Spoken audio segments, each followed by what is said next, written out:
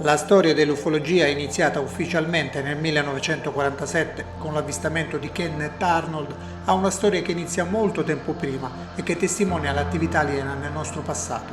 Gli interrogativi riguardo la presenza extraterrestre sulla Terra si inspessiscono se si vanno ad analizzare manufatti, costruzioni e opere d'arte dei secoli scorsi che ci raccontano di una storia dell'umanità diversa da quella che comunemente si legge sui libri. In questo episodio analizzeremo alcuni avvenimenti stupefacenti dei secoli scorsi per renderci conto di come, all'interno di libri e opere pittoriche, possono essere nascosti indizi del passaggio di esseri alieni sul nostro pianeta. Nel 1428 circa, Masolino da Panicale dipinse l'opera Fondazione di Santa Maria Maggiore, conosciuta con il nome di Il miracolo della neve. La commissione del quadro arrivò a Masolino niente meno che da Papa Martino V. L'opera doveva raccontare lo stranissimo episodio accaduto a un altro pontefice, Papa Liborio, che in sogno ricevette da alcuni angeli l'ordine di costruire una chiesa a Roma dove si sarebbe manifestata una nevicata miracolosa. Infatti, in una calda giornata d'agosto, una sostanza all'apparenza simile a neve cadde dal cielo nella zona di Roma, ad esclusione delle aree vicine.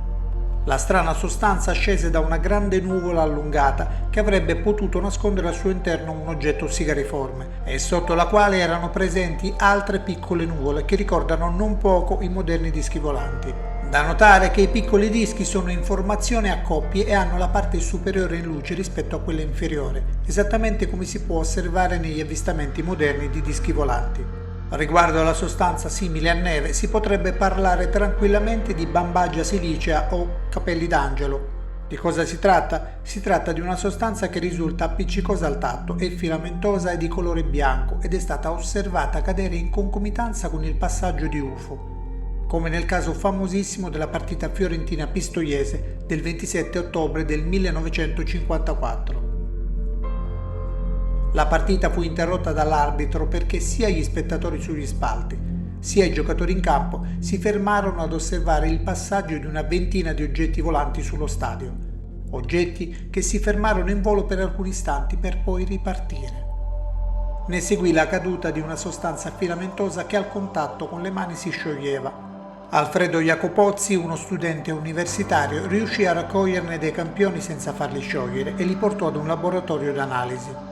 Il test sui filamenti rivelò che erano composti da boro, silicio, calcio e magnesio. Dunque Masolino da Panicale dipinse un fatto realmente accaduto rivisitato in chiave cattolica e attribuendo all'evento ufologico una manifestazione divina? Pare proprio di sì. Stiamo parlando di un periodo storico in cui nessuno avrebbe potuto immaginare astronavi, alieni e combattimenti aerei. Del resto, in moltissime manifestazioni mariane, cioè di apparizioni della Vergine, c'è sicuramente lo zampino di esseri alieni, come dimostrato da moltissimi studi. In una incisione di Hans Glasser del 1561 viene raccontato un episodio accaduto a Norimberga. Nei cieli della città si videro sfrecciare chiaramente oggetti sigariformi a forma di falce, di croce infuocata, di dischi e di sfere di colore rosso e nero. Un carosello luminoso che sbalordì gli abitanti della città tedesca e che impressionò l'incisore che volle ricordare l'evento con la sua arte.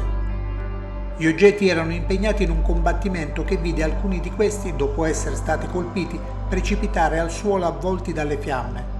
La battaglia durò circa un'ora e poi tutto tornò alla normalità. I debunker liquidano tutta la storia dicendo che i testimoni, numerosissimi, va sottolineato, furono vittime di una errata interpretazione di un fenomeno naturale denominato parelio, che consiste in un fenomeno ottico atmosferico causato dalla rifrazione della luce solare da parte di piccoli cristalli di ghiaccio sospesi nell'atmosfera. Una ipotesi che non regge perché le testimonianze parlano di numerosissimi oggetti di varie dimensioni e forma che sfrecciavano a destra e a sinistra e che ingaggiarono un combattimento dove alcuni di questi furono distrutti. Un analogo episodio accadde 5 anni dopo in Svizzera, nella città di Basilea.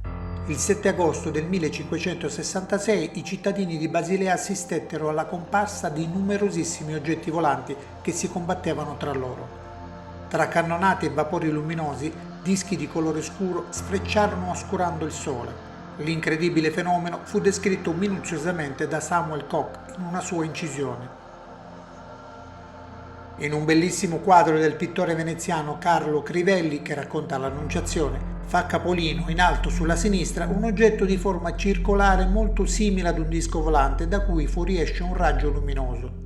Il raggio passa attraverso il muro e va a colpire la Vergine. Possiamo notare un uomo che si copre gli occhi per meglio vedere lo strano fenomeno. In questo caso, forse, Crivelli introdusse l'elemento ufologico per raccontare l'episodio di un avvistamento che forse lo vide testimone o che gli fu raccontato. In un'altra opera d'arte realizzata da Jacopo del Sellaio nel 1450, che raffigura la Madonna, Gesù e San Giovannino, possiamo notare un particolare anomalo in questo tipo di opere. Nel dipinto in alto a destra si può osservare un oggetto sospeso in cielo da cui fuoriescono dei raggi luminosi. A testimonianza del fatto che non sia un elemento fuori contesto, c'è il fatto che un uomo e un cane lo stanno osservando incuriositi. Certo, la spiegazione più ovvia è che l'oggetto in questione sia una rappresentazione divina, ma se consideriamo gli episodi fino a qui narrati, non si può escludere con certezza l'ipotesi ufologica. Come abbiamo appena visto in questa carrellata di avvenimenti, la presenza di oggetti volanti non identificati nei nostri cieli risale a tempi non sospetti. Le possibili implicazioni aliene in alcuni importanti avvenimenti del passato possono essere sotto i nostri occhi da millenni, nascosti o in bella vista, attendendo di essere analizzati.